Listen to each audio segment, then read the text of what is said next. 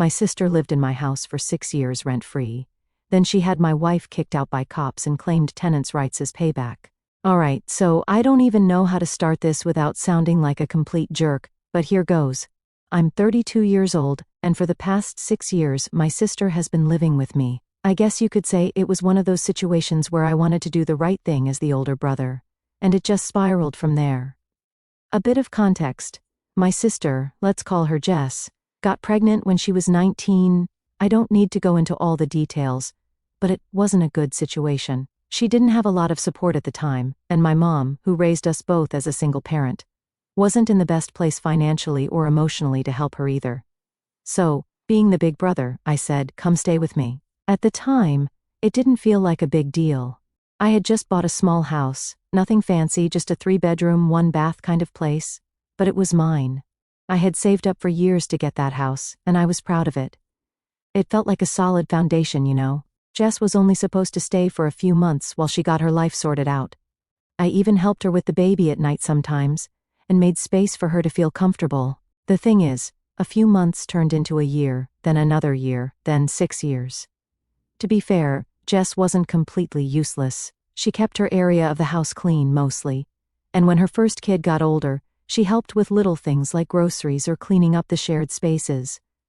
But she never paid rent, not once. I didn't ask her to either, because at first, I didn't want to be that guy. I felt bad asking her for money when I knew she was struggling as a single mom. Over the years though, things got comfortable for her. She had a second kid while living here.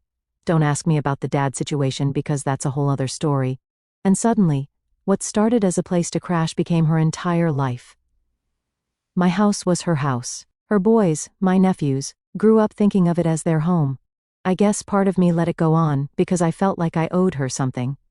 Jess and I didn't have the easiest childhood. My mom did her best, but we grew up pretty broke, and I always promised myself I'd be better, that I'd be the kind of guy who helped his family when they needed it. And honestly, I like my nephews. They're good kids, even if they're loud as hell and constantly making messes in the yard. Then, about 4 years ago, I met Amy. She's now my wife, and honestly, she's amazing. We clicked right away, and she's been nothing but understanding about the whole Jess situation. For the first couple of years, Amy didn't say much about my sister living here. She'd make little comments sometimes like, "When do you think Jess will get her own place?" But she was patient, because she knew it was complicated. Things started to change when Amy moved in last year. I mean, I get it. It's not easy to move into a house where another woman and her 2 kids are already living. Jess and Amy were civil at first, but there was always this unspoken tension. Amy felt like she couldn't make the house hers because Jess had already staked out her little territory. So, here's where things started to go sideways. Amy has always been into gardening, it's her thing. She grew up helping her grandma in the garden and has always talked about how much peace it brings her. For the last year, since moving in, she's been itching to start her own little project. One night, a few weeks ago, after dinner, we were sitting around talking about the house. Amy brought up how she wanted to tear up part of the front yard and plant a garden that would bloom in the spring. She already had this whole vision, flowers, some small shrubs, and even a little bench where we could sit together. Honestly, it sounded nice. Our yard is nothing special, it's just grass and a couple of sad bushes. I figured a garden would make the place look better, and since Amy was so excited about it, I didn't see a reason to say no. We talked about hiring contractors to do the initial work, tearing up the grass, prepping the soil, and laying out the space. Amy wanted to take a few days off work to supervise, and make sure it was done exactly how she pictured it. I thought it was a solid plan and told her to go for it. Now here's the thing. In hindsight, I totally get where I screwed up. I should have told Jess about the plan. I mean, yes, it's my house, and I don't technically owe her an explanation for what I do with it. But at the same time, Jess has been living here for 6 years, and her kids do play in that part of the yard all the time. Even if it's not her space in the legal sense, it's been a part of her daily routine for so long that I probably should have given her a heads up. The problem is that Amy and I have such weird schedules that we barely saw Jess that week. She's usually around during the day when I'm at work, and by the time I get home the boys are in bed, and Jess is winding down. I didn't think it was urgent to mention the garden because I honestly thought she wouldn't care that much. Looking back, that was a dumb assumption. So fast forward to the day the contractors were scheduled to come. Amy had taken the day off to handle it. I was at work like usual, and I had no idea what was about to go down. The contractors showed up bright and early and started ripping up the front yard. Amy was out there with them, making sure everything was being done right. From what Amy told me later, it was fine at first. She said good morning to Jess, who barely looked at her, and then went about her business. But then Jess noticed what was actually happening. She saw the workers tearing up the grass where her kids play every day, and apparently she lost it. Amy told me the yelling started out of nowhere. Jess came storming out of the house in her pajamas, demanding to know what was going on. She accused Amy of ruining the yard and taking away the only place her kids have to play. Amy tried to explain that she and I had already discussed it, but Jess wasn't having it. From what Amy described, Jess was screaming. She started yelling at the contractors to stop their work and told them they didn't have permission to touch anything. Amy stepped in and said, "Actually, you don't get to make that call. This is our house." Jess fired back with something like, "I've lived here for 6 years. It's my home too, and you don't get to come in here and tear it apart." At that point, things got really out of hand. Apparently, our neighbor, let's call her Karen, because, well, you'll see, heard the yelling and decided to insert herself into the situation. Karen and Jess are pretty friendly. Her kids play with my nephews sometimes, and they've bonded over being single moms. From what Amy told me later, Karen came over and immediately took Jess's side, asking Amy what the workers were doing and why Jess didn't know about it. Amy tried to stay calm, but Karen wasn't listening. She ended up calling the police. Yeah, the police. I still can't believe it when I think about it. Karen called 911 and said there were unauthorized workers on the property tearing up the yard. She claimed Amy wasn't allowed to make changes because the owner wasn't home. The cops showed up pretty quickly because, I guess, in a quiet neighborhood like ours, they have nothing better to do, and things got even more ridiculous. Amy tried to explain that she did have permission because this is her home too, and we're married. But because I wasn't there to confirm anything, the cops told Amy she needed to leave for the night. They let her grab an overnight bag, and then literally escorted her out of our house. When I found out about all this, I was at work and completely unreachable. I work in a warehouse, so I don't have my phone on me during shifts. I didn't even know any of this had happened until I checked my phone on break and saw about a dozen missed calls from Amy. I felt like an absolute idiot. I left work early, jumped in my car, and spent the whole hour-long drive home just trying to process what the hell was happening. When I got home that night, I felt like my brain was short-circuiting. I walked into the house, and the first thing I saw was Jess sitting on the couch, completely calm, scrolling through her phone like nothing had happened. Meanwhile, Amy wasn't even there. My wife, had been kicked out of her own home, and my sister was acting like she was the victim. "Where's Amy?" I asked, trying to keep my voice steady. Jess looked up, all innocent. "She left," she said, like it was the most obvious thing in the world. The cops told her she had to. Her tone set me off immediately. I wasn't yelling yet, but I was close. "Why did you call the police on her, Jess? What the hell is going on here?" That's when she jumped into her story, all defensive. According to her, she had no choice. Amy and the workers were tearing up her kids' play space without telling her, and she had to do something about it. She kept talking about how she'd lived here for 6 years and how Amy came in and started changing everything without even respecting her. "You don't get it," Jess said. "This has been my home too for years. You don't just get to rip up the yard without telling me." I couldn't believe what I was hearing. My sister, who's lived here rent-free, who I've supported for years, was talking like she had some kind of equal ownership over my house. "Your home?" I said. "Jess, this isn't your house. You've been living here because I let you. I've helped you out for years, and you repay me by getting the police involved and having my wife kicked out?" That's when she pulled the victim card. She started crying, talking about how much the yard meant to her kids, and how they don't have anywhere else to play.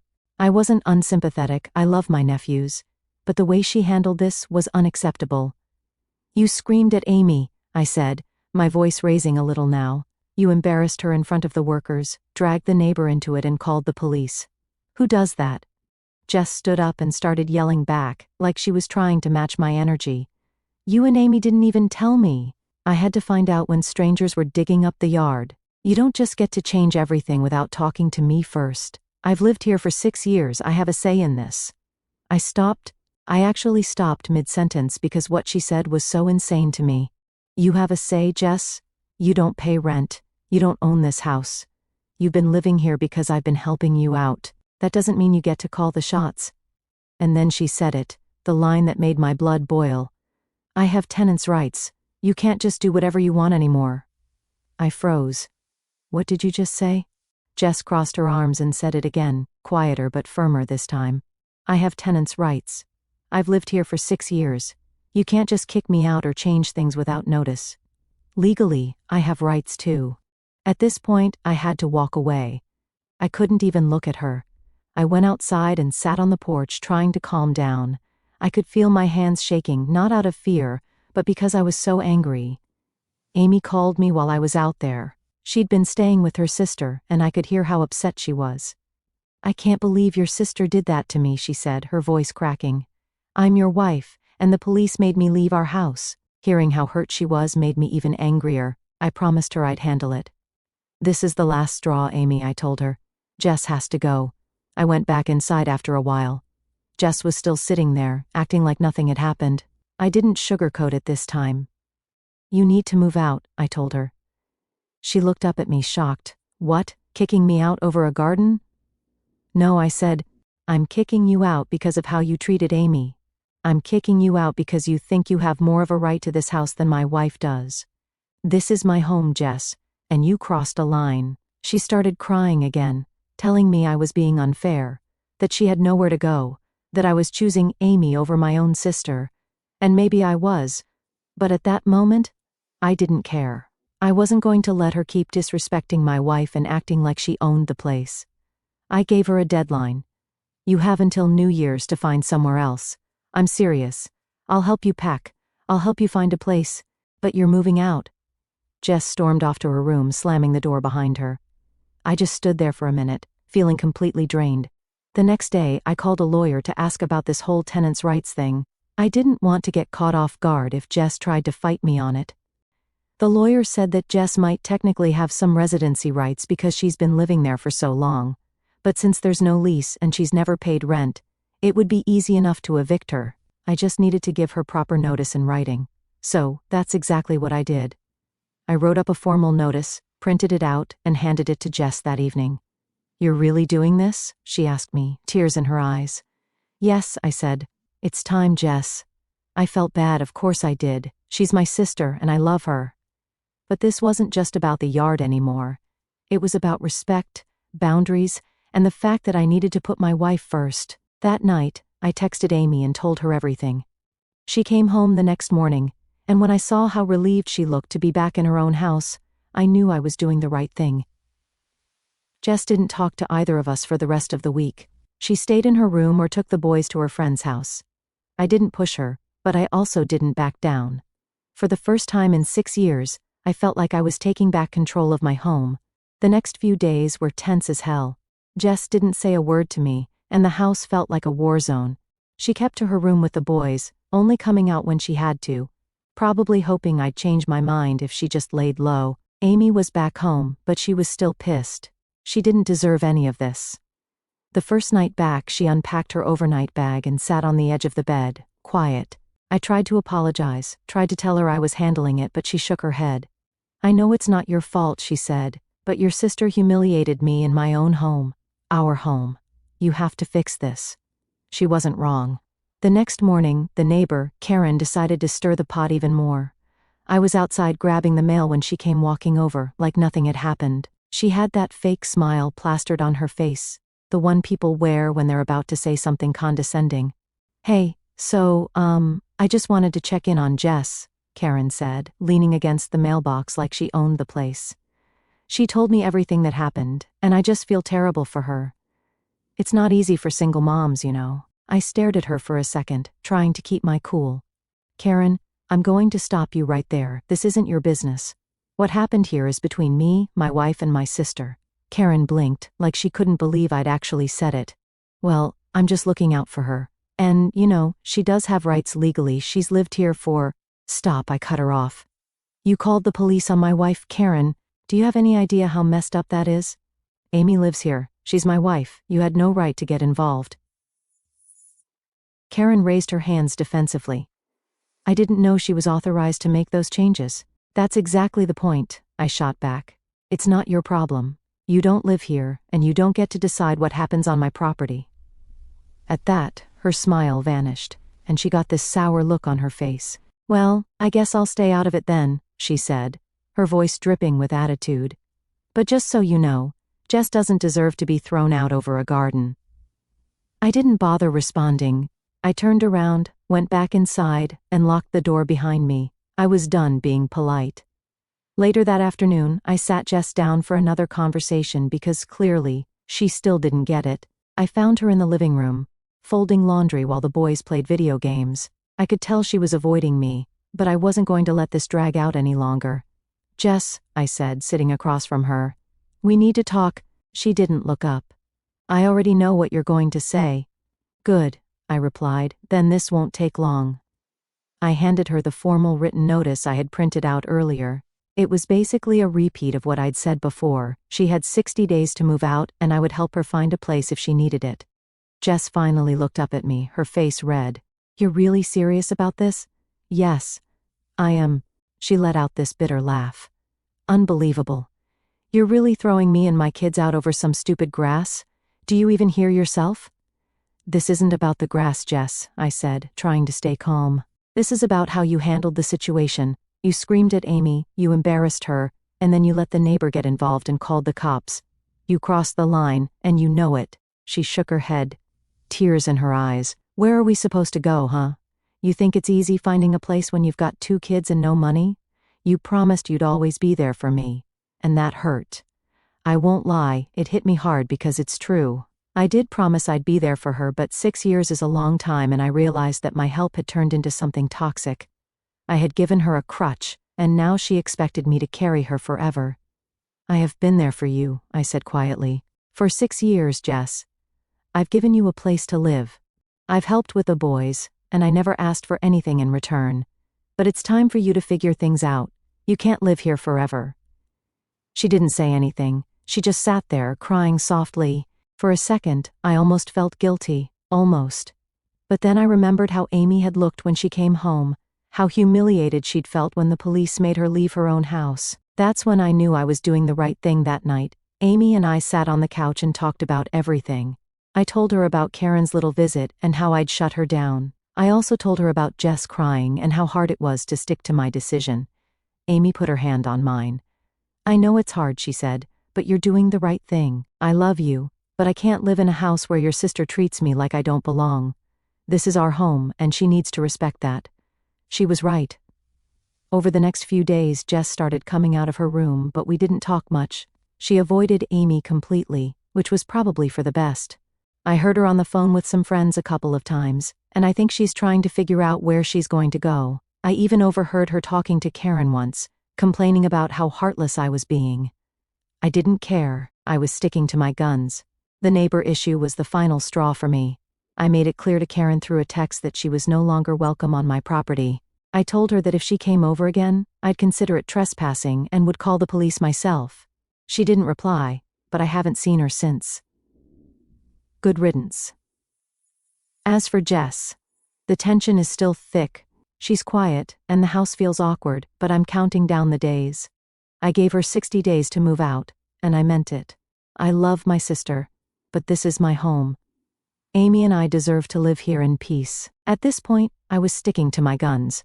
Jess had her 60-day notice in writing, and Amy and I were trying to move forward with as little drama as possible. But because nothing in this situation could ever be easy, Jess decided to push back. A few days after I handed her the notice, she dropped a bomb on me. She'd been talking to a friend of hers, and apparently, that friend knew someone who worked in law, whatever the hell that meant. Jess sat me down and told me, very smugly, that she wasn't going anywhere unless I followed the proper eviction process. You can't just hand me a piece of paper and expect me to pack up my kids and leave, she said, crossing her arms. I've looked into it. I have rights. I tried to stay calm. Jess, what are you even talking about? You're living here for free. There's no lease, no rent payments, nothing. I gave you 60 days out of courtesy. She shook her head. Doesn't matter. I've been here for over 6 years. That makes me a tenant legally. You have to file for eviction. You can't just kick me out because your wife doesn't like me." I couldn't believe this was happening. My sister, who I'd taken in for free, supported, and given a home to, was now talking about tenants' rights like she'd been some kind of paying renter this whole time. I didn't know what to say, so I just walked away. I needed a minute to cool down and figure out my next move. The next day, I called my lawyer again. I explained what Jess had said and asked if she was right. Turns out, in a lot of places, someone who's lived in a house for a long time, even if they don't pay rent, can establish residency rights. It's a gray area, but technically, I would need to go through a formal eviction process to get her out if she refused to leave voluntarily. "You're kidding me," I said to the lawyer. He wasn't kidding. He told me the good news was that Jess didn't have much of a legal leg to stand on, since there's no lease agreement or rental payments. But the bad news was that the formal process would take longer than I'd like. I couldn't just change the locks and throw her stuff out, that would be illegal. I had to do this by the book. So that's what I decided to do. The next evening, I sat Jess down again, this time with a printout of the legal eviction notice I'd filed. I explained to her, calmly but firmly, that I wasn't backing down. She was leaving. I was giving her the time required by law, and I would help her pack and find resources for single moms if she needed them, but this wasn't up for debate. She scoffed at me. "You'd really go through all this legal eviction against your own sister? Jess, you made this choice when you called the police on my wife and refused to take responsibility for it," I said. "I'm not the bad guy here. You're the one who crossed the line. I've been more than generous with you, and you know it." She didn't respond. She just glared at me like I was the devil and stormed off again. For the next couple of weeks, the house felt unbearable. Amy and I tried to keep to ourselves as much as possible, but there was this constant tension in the air. Jess would barely look at us, but I'd hear her on the phone at night, talking to friends about how cruel I was being. One day, she muttered loud enough for me to hear, "I guess family doesn't mean anything anymore." It stung. I'm not going to lie, it really hurt hearing her say that. I started second-guessing myself. Was I being too harsh? Was I really the bad guy for kicking out my sister and her kids?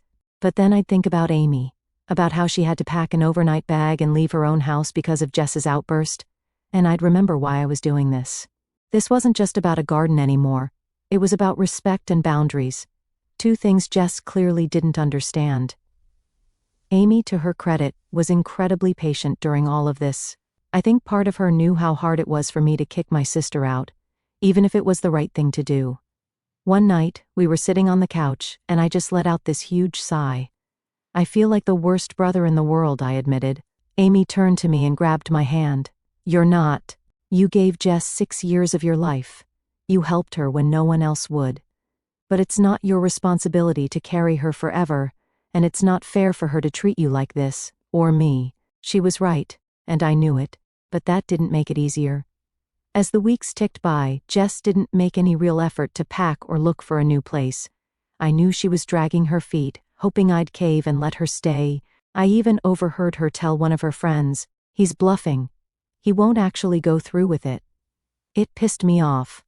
I didn't want to escalate things, but I wasn't bluffing. I started looking into options to help her move faster, talking to social services about resources for single moms, reaching out to a few friends who might know of apartments for rent, and even offering to help her with a deposit if she found a place. I left a list of resources on the kitchen counter one day and texted her, "Here are some options to help you and the boys move forward."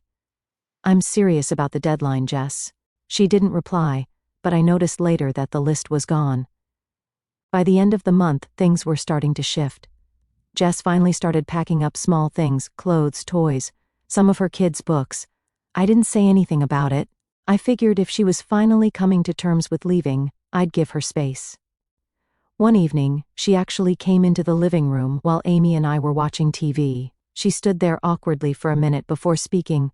"Are you really okay with this, me leaving like this?" I looked at her, and for the first time in weeks I felt something other than anger. I felt tired.